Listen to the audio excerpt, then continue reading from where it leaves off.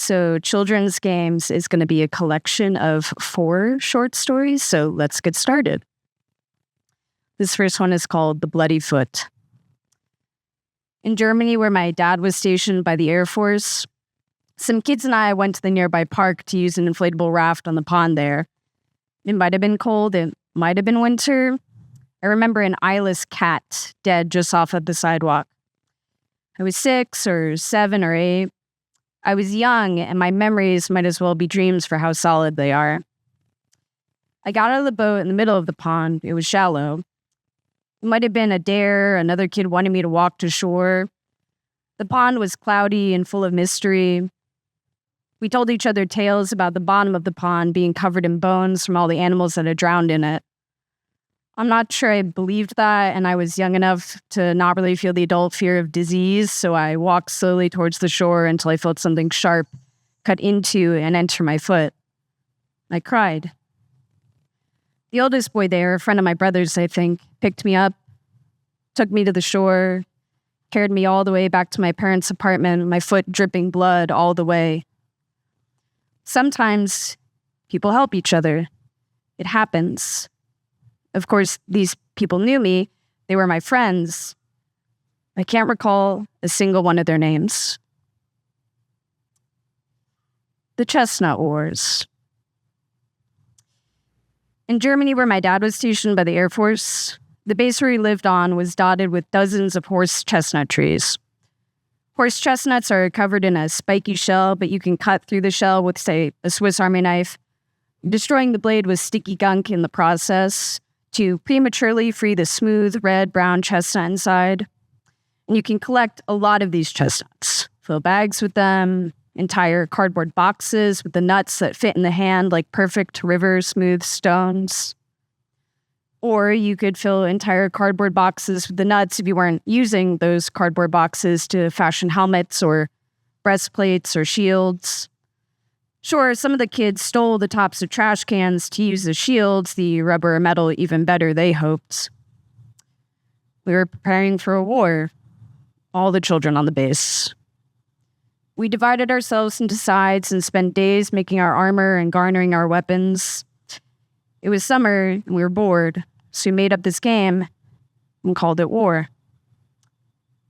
It was a sunny day when the war started.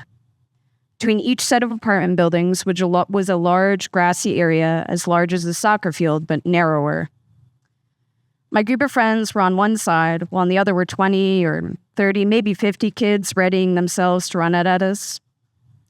They ran and threw chestnuts as they ran. We stood our ground, hiding behind cardboard and rubber and metal, and threw chestnuts at the approaching mob. Chestnuts rained down around us. They bounced off the other side's armor. Most of the chestnuts landed in the grass, way off target. And then, one of the kids was hit on the head with a chestnut.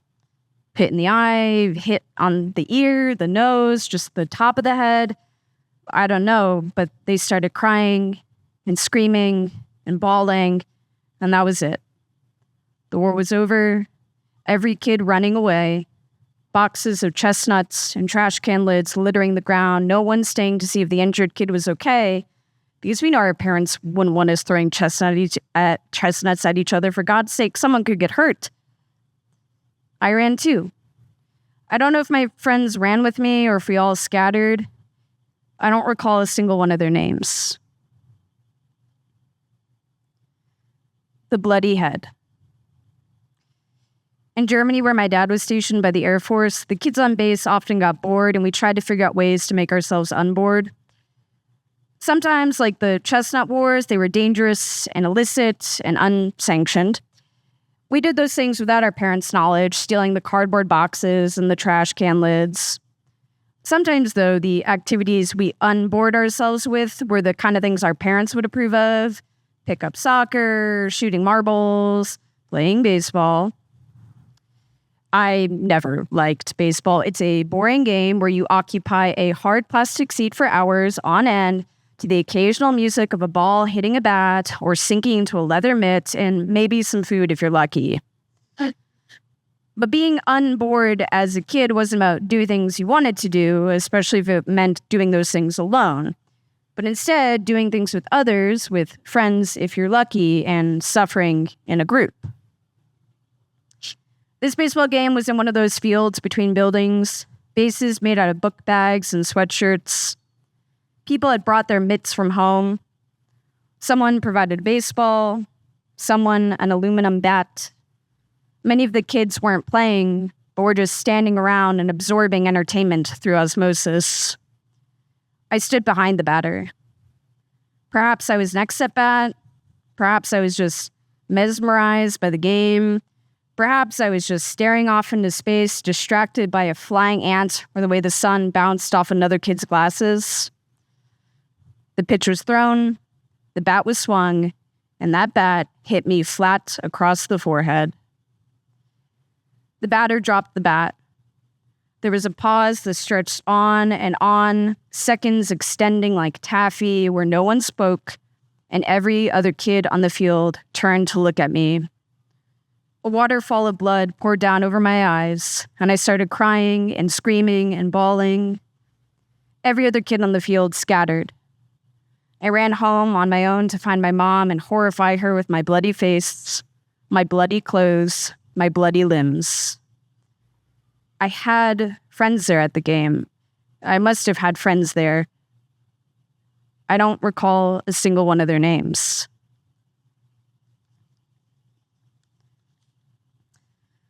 The dead man in the street.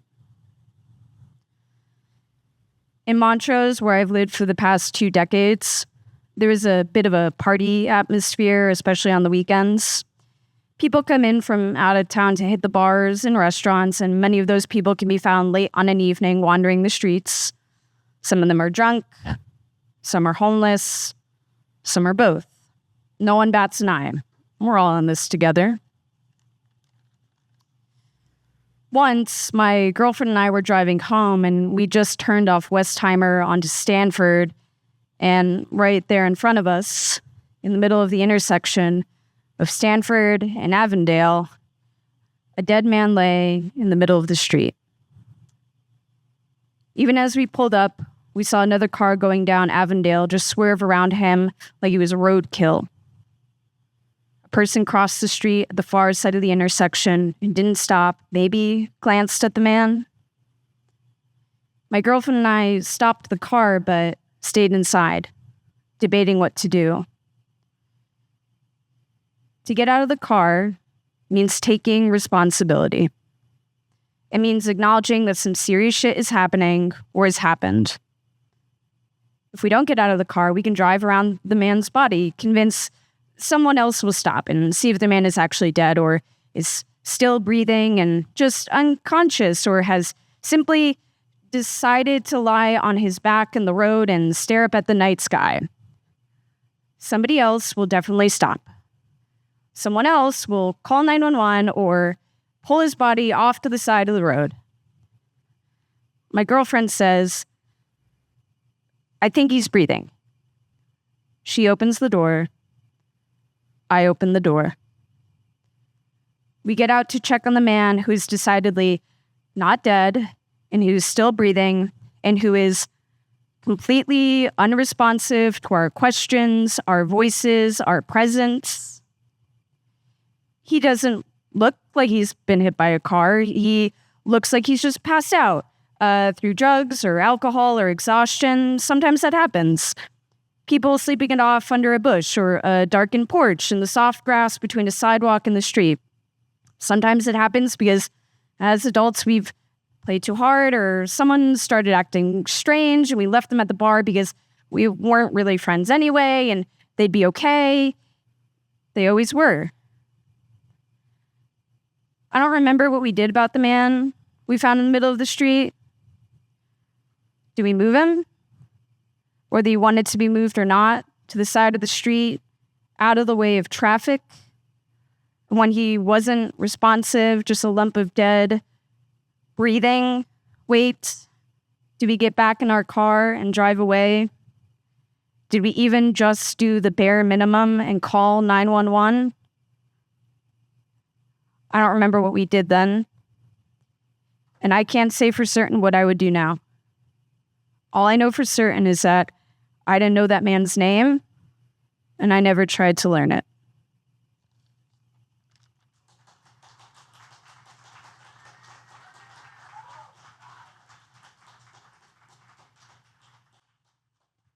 Oh my God. Okay, give me one more round of applause for the reader and the writer. I realize now I probably should have said that there was a warning of blood. I will be better about that now. So sorry for that. If that topic was a little heavy. But talking about children games, y'all remember Little Sally Walker? Halfway through the middle of it, I was kind of thinking about that. And I really love that game. And I really hate that people don't bring that back into the club, low-key. I feel like that should be kind of the thing, trying to get people to do things. People don't dance at the club anymore. And I really think that should be a thing. And then when I go dancing, I know that's random. I'm so sorry to mention that to you. It's just on my mind. Anyway, so this next one is going to be You Can Only Get Drunk for the First Time Once, written by Kyle Colby Jones and read by Gerald Guidry.